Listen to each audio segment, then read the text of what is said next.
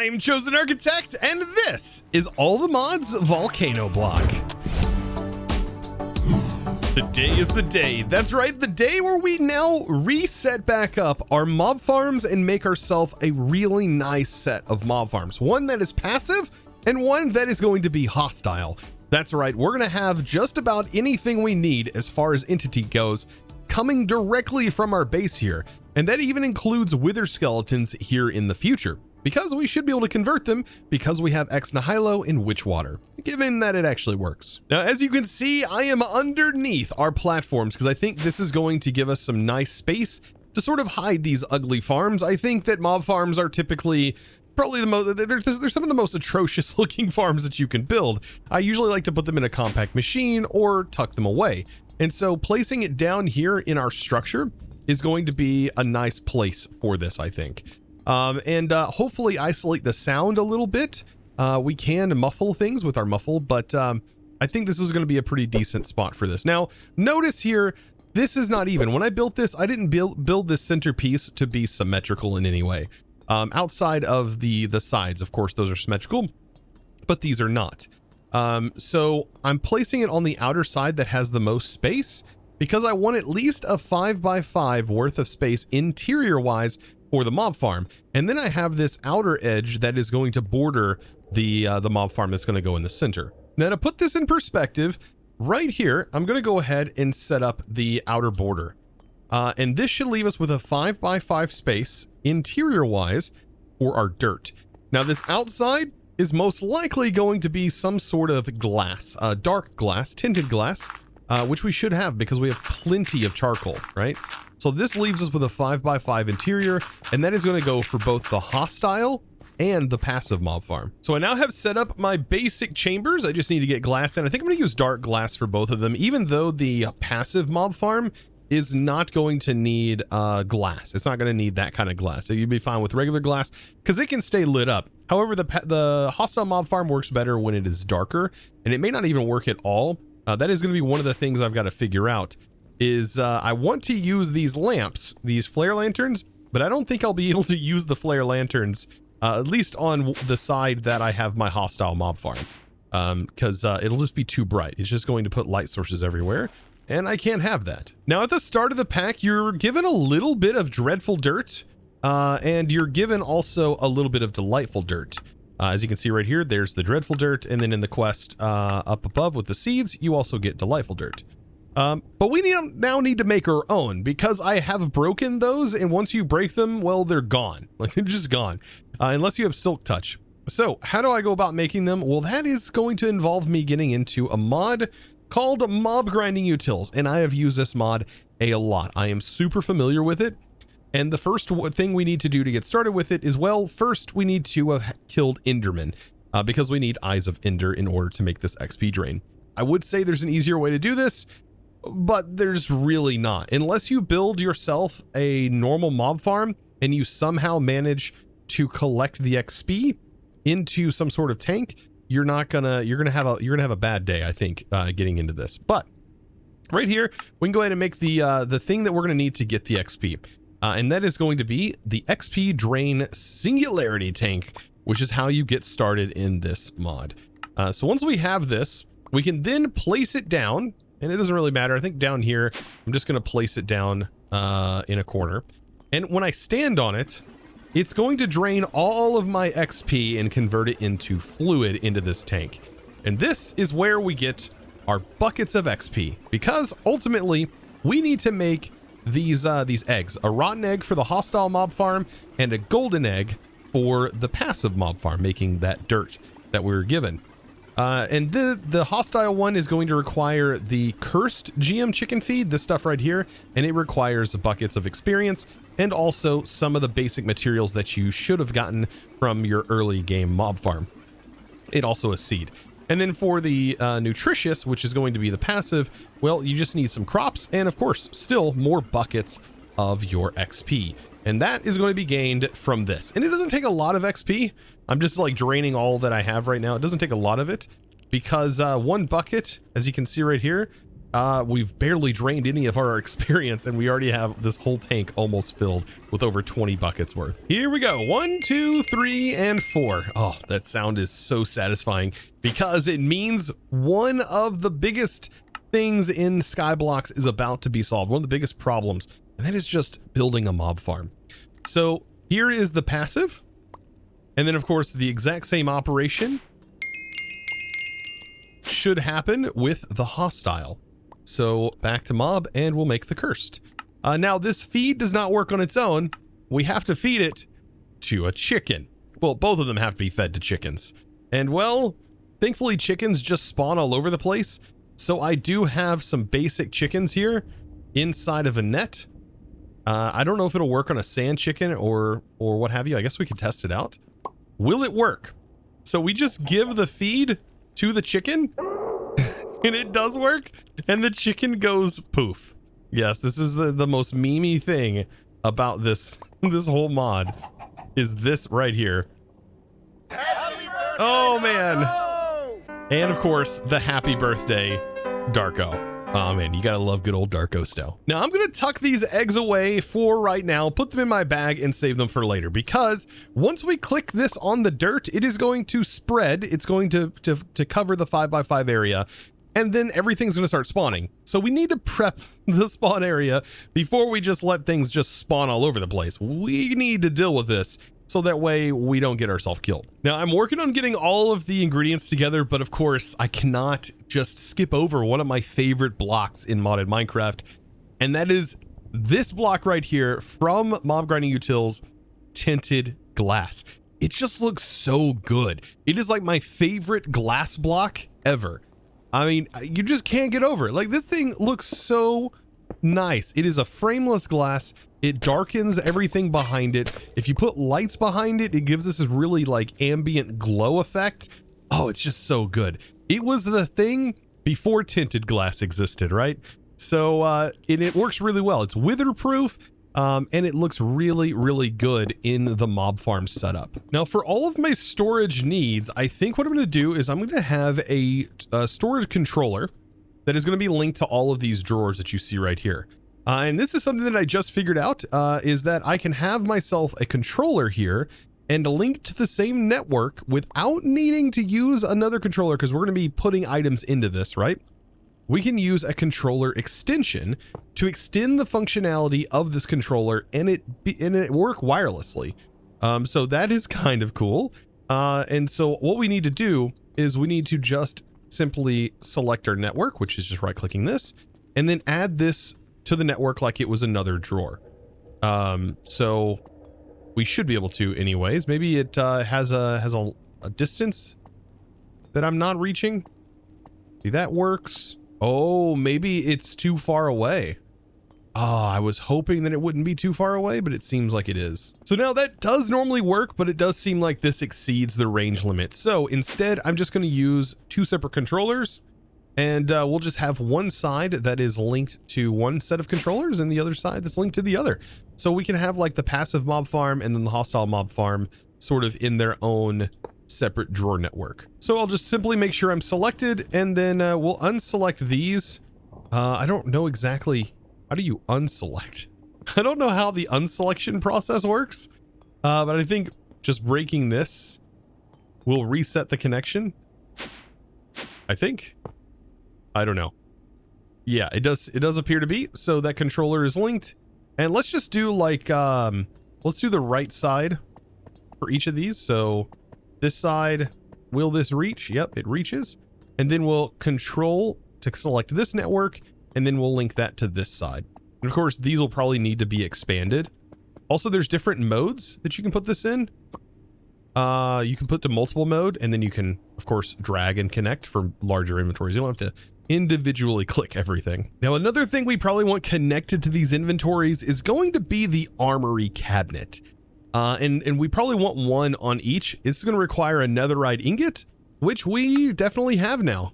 So yeah, this armory cabinet is 100% worth it, as this is going to provide us access to storing things like armor and all of the stuff that takes up so much space in our storage drawers. And it's not even good to technically store it in things like refined storage or applied energistics. Now we should be able to add this, I think, right? Swap action to remove.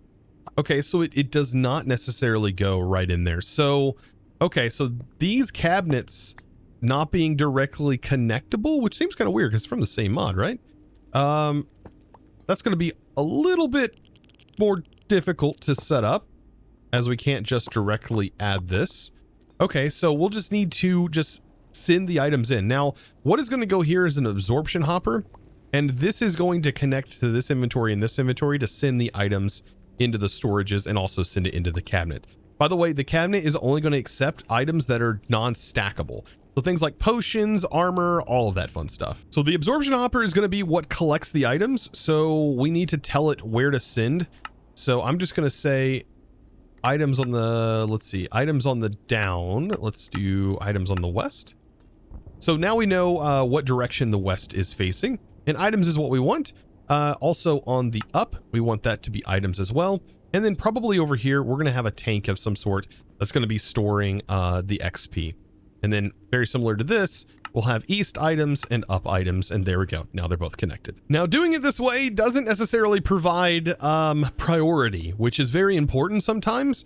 But once we have these drawers filtered, it's only going to have one place to go anyways. So setting up priority for this isn't necessarily important. And when I say priority, I'm meaning like which direction it chooses to put the items into first. A lot of mods add support for that, and yeah, this unfortunately we don't have control over. What we do have control over, on the other hand, is where this is actually picking items up. So we do need to show the area, and we need to move this around until we get it into the area that we want specifically. And so I'm going to set this to fit this box perfectly. And so we shouldn't have to worry about accidentally having our items picked up and pulled into the system. We really don't want that happening. Now, I think at this point, I'm just about ready to get this going, and I think I want to start with my passive farm first. This is kind of important because, well, I don't want mobs just spawning all over the place and killing me, because that'd be pretty bad. So I want to do some testing. I want to see if vector plates will actually work on this dirt that we're about to generate. As I've not really been able to test this you know, in a long time. So I want to see, will vector plates work? If not, then we just need to figure out a solution to break the grass, because if grass grows on delightful dirt, well, it causes a problem. The mobs won't grow anymore. And so I'm hoping that they still work on this. Well, let's go ahead and get at least the passive mobs in. So there we go. So that's going to get started.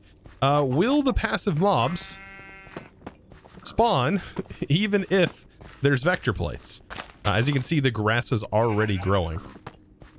I'm just wondering if they're going to spawn on this stuff, because that's kind of important. We need this. By the way, if you hold crouch, it allows us to work. I just have a feeling that they just won't spawn on this. And I'm going to have to go on a killing spree to get all these mobs out of here. Yep. All right. So do they still spawn? That's what I want to know. So the best thing to do is to, well, let's get all of these guys out of here and see if any more spawn, because it's looking like that is a big, resounding no. Oh, maybe. Those chickens weren't in there. So I will see. Let's see. Nope. Does not appear to be spawning anything. And I don't think there's like a mob limit. So we might have to end up using fans and coming up with a creative solution for getting rid of the grass. Now, since I went ahead and placed all these in here, well, breaking them, I need to hurry up and place water in. There we go. And I can work with this because water will also prevent the mobs from spawning. And I think water might ultimately be the thing that we use to clear out the grass that grows, so that way this is constantly working. Now, we also have another problem, and that's the Wixies spawning. And I'm going to need a way to get rid of the Wixies when they spawn. And I think what I'm going to do is I'm going to place a lava layer up top. And that should hopefully keep the Wixies and kill them when they go up top. So here we go. I'm going to grab a bucket of lava. This will at least solve the Wixie problem. And hopefully we don't end up dying to this. One blade of lava should be plenty if I place it right here. And that should hopefully fill the entire area. Yeah, that should fill the entire area. So when the Wixies go to fly up, oh, I'm gonna have to put it over here because it doesn't expand. I'm gonna have to put it in each corner. That also might be a better solution to this.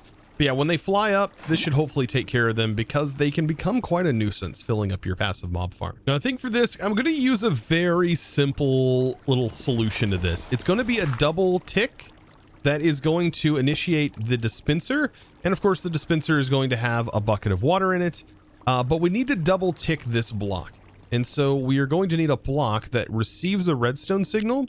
And we can send this cobblestone the redstone signal. And that should pulse. So down here, I've built off, of course, you can just drop water to get down very easily.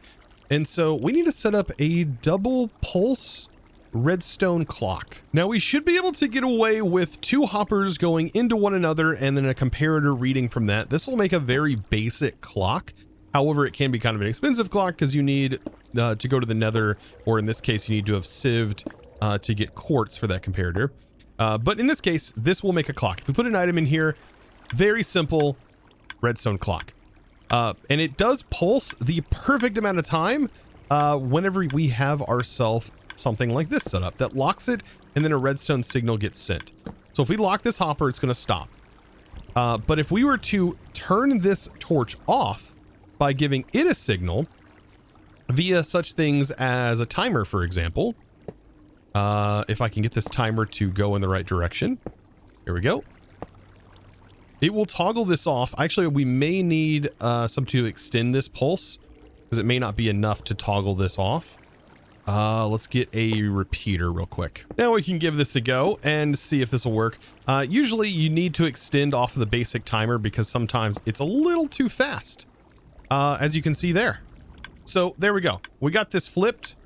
Let's delay it a little bit more because it's going a little too fast. And what we actually need is this. So 1 pulse from this, let's set this to like, I don't know, every 60 or so. When this pulses, this should give us enough to tick this twice, I believe.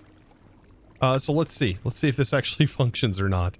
I could be wrong. We may have to do some tweaking. I do need to give this a bucket. Let's see. I'm gonna have to clear this particular bucket. All right, we'll just make another bucket, right? There we go. And that should hopefully pull that water in and back out. This is gonna cause a bunch of mobs, passive mobs, to spawn all over the place.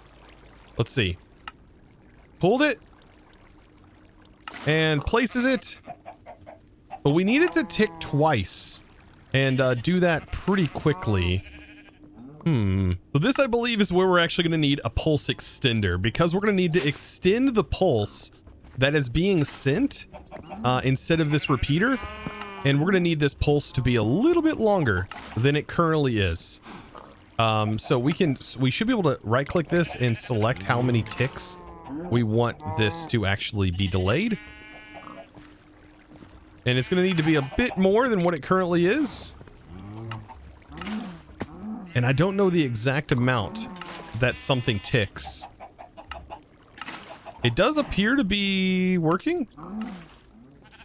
Is it working? There's so many mobs. It's pulling and then placing. Pulling and placing. So it is doing it in a single cycle. So now what we need to do is, I think, at the current tick rate of 16, which seems to be working, we need to just set this to like 120.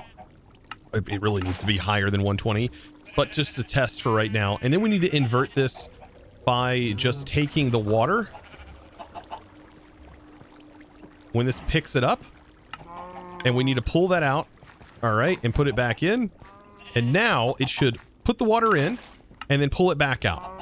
Perfect. And that right there, on a higher delay, will definitely get rid of that grass. Also, while I'm down here, I might as well pick up a cow, so we always have one, and then I can go ahead and scoop up some milk that is needed for one of our setups that we set up last episode, which goes over here, and the milk goes into that slot. Yeah, I have just a little bit of a mess on my hands. Nothing crazy or anything like that.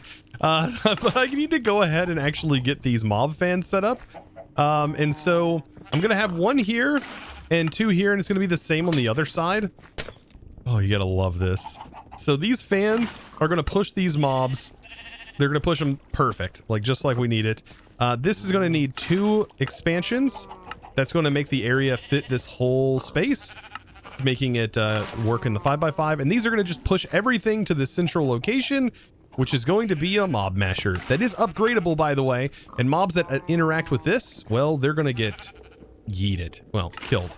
Yeah, they're going to get annihilated. As soon as I put the levers on here and I turn this on, oh boy. So let me turn this fan on. And the mobs should get pushed. Oh wait, we're gonna have to put a solid block above these because these will not interact with the redstone. So let's see. I'm gonna get some concrete. So yeah, there's just mobs everywhere. This is the worst. This is why I don't normally test these things in this condition. Okay, so now when we put the fans on, they should work. Don't walk into this, by the way. I'll turn this fan on. That pushes even me quite far. And then if we turn these on, we should have that working perfect now. Okay, and we can see this is completely filled. None of these are locked though, so we really need to let this sort of figure its own thing out and figure out what all needs to go in and where. I am definitely going to cover this up, and I've got to clean up this huge mess that is this mob farm as of right now.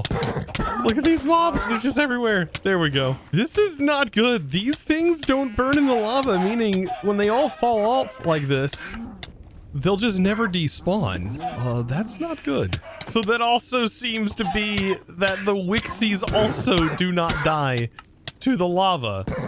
Oh no. So yeah, I definitely need to fix this, and I think I can use a fan up top to blow the Wixies down, and that might initiate them dying. They are dying every now and then, but this might help. This should not be this hard. It should not.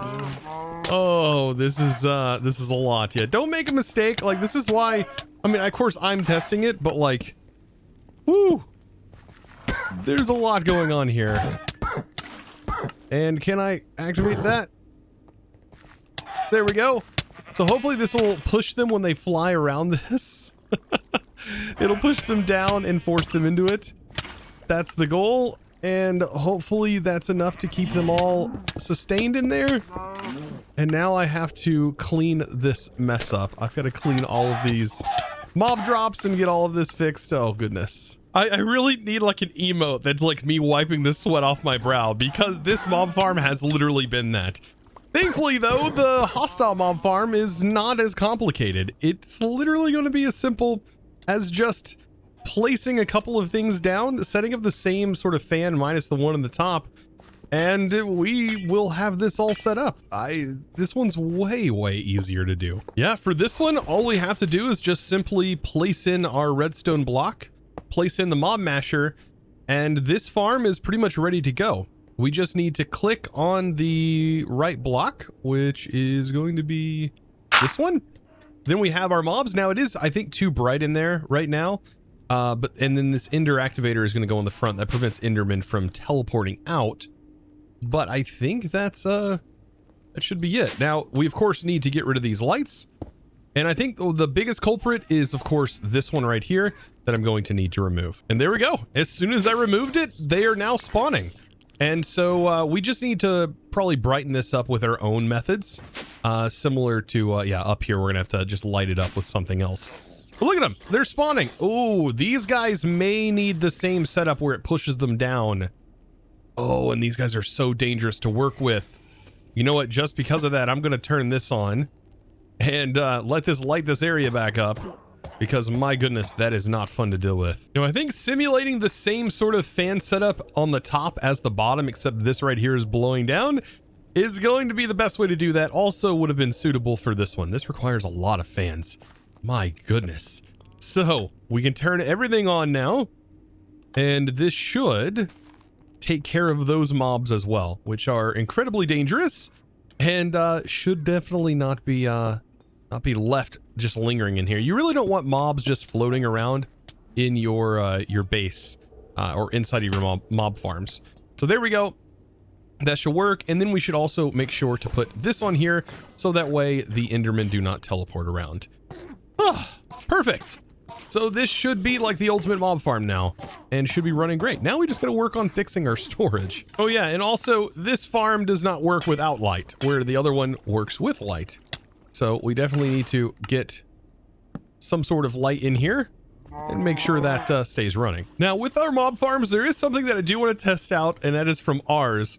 And that is going to be the Vitalic source link. I need to get some melon slices made. Of course, after growing myself some melons, we should be ready to go to try and make at least 2 of these. So I'm going to grab that. And there we go. So 2 of these are Vitalic source links. And if they work the way they say the wiki works on them, we should be able to generate source from this and send it to jars. And as you can see, it does work. Basically, what it's checking for is either mob growth via breeding, or it's looking for mob death. And it does generate source from mob death. That's pretty powerful. Now that we have our mob farms up and running, there's still one more thing that I want to do, and that is, well, make some snow and some ice. Now, ice, I already have compact ice, which is kind of nice. Allows you to get into thermal if you want to do it this way. Or you can use alchemistry. This is an atomizer, pretty easy to make that. And this is a compactor, which is pretty easy to make. If we set these next to each other, I can go ahead and fill this with water, the atomizer. And the atomizer is then going to turn that water into its base components. This is very chemistry based, but it's really nice. So this gives us H2O, gives us some water. And if we put that water in here, we can choose ice, or if we set it up, we should be able to pick what actually we want. And this is where the Control O comes into play. And this is the recipe station. So I'm going to choose snowballs instead. And so that is now selected. And then when I put the water in, it should be able to select automatically the snowballs. Come on, override, lock recipe, snowball, quit. Let's unlock, set snow, lock. There we go. Now it's locked to snow. And then we can go ahead and make snow. Perfect. And I'm just needing a snow block for our R's setup. And then we have everything set up for all of the R's essences. And that truly is what I want. I just want to have access to all of those ready to go. And so heading over here, all I need to do is put the last thing in and bam, and then just set my filter and then apply my puller upgrade. And as you can see, we have all of our essence set up, and these essences are incredibly powerful. So getting them going as soon as possible, like we're doing here, is going to be a game changer later on, especially when we start creating our spells with Ars Nouveau. So now there's one final thing that needs to be done, and that is to take this source, send it to here, which this is technically sending to this. And I need to right click on this to take the position and send it through the ground, and hopefully it will reach into this, which it should. It's 30 blocks. And then I just need to take this and send it to, I think I need to send it to a distributor, because I don't think this will actually go to multiple, right? No, it'll only go to the one that you have it linked to, which means I need to use a different kind of relay. And so for this, I'm actually going to need a splitter instead of what this currently is. And this is kind of interesting what this is going to do. It requires 4 lapis, 4 nether quartz, and then this will operate the way that I was thinking it was going to. So we just upgrade that real quick, and then it should be able to split into multiple jars like I was wanting. Perfect. And it'll still accept in the same fashion as well. So we put this up top. I can stand up here. It doesn't have to go up there, but that's where I have it all routed to. And so I'll just select the position again. This time sending it here, and hopefully I can then now select and then select that jar, and now it's splitting.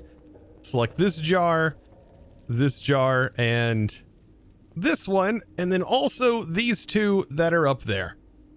and that should make this all go a lot faster. It is a lot that's going everywhere, but it should work. And it should start to accelerate our essence production. Boy, oh boy, do I feel satisfied after today. We definitely got ourselves a strong footing, and we should be able to progress quite nicely now through most mods. Now that we have all of the resources we could probably ever want with a combination of ours and also now a mob farm, I think we are set. And also all of our storages are now full. I think that's going to be our biggest solution moving forward, our biggest problem moving forward is just more storage. But we should be able to make larger colossal chests, and we'll figure that out as we go. Of course, guys, I hope you enjoyed today's episode, and I hope you learned something new. Of course, if you did, be sure to click that subscribe button if you haven't already. And yeah, ring that beautiful notification bell. That way you can be notified when I do publish new videos just like this one. Of course, guys, it's now time to thank the amazing supporter of today's video. And that huge thanks is going to go to Sparkies. Thanks so much for your amazing support, by the way, over on the Discord, becoming a Discord premium member and supporting in one of the best ways possible. Guys, I appreciate you so very much. If you would, check out the Discord, discord.gg/ChosenArchitect, and become a member today if that's something you're interested in. If not, just join the Discord and just hang out with all of us amazing other modded Minecrafters out there. So I would appreciate it if you just check that out, link down in the description below.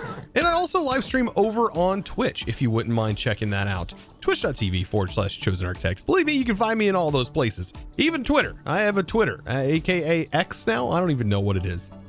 You can follow me there if you really feel like it. But of course, guys, I hope you enjoyed, and comment down below if you did, and tell me what you think about ours. Do you like it? Do you hate it? Let me know in the comments. I'd really love to know. And as always, thanks for watching. Bye.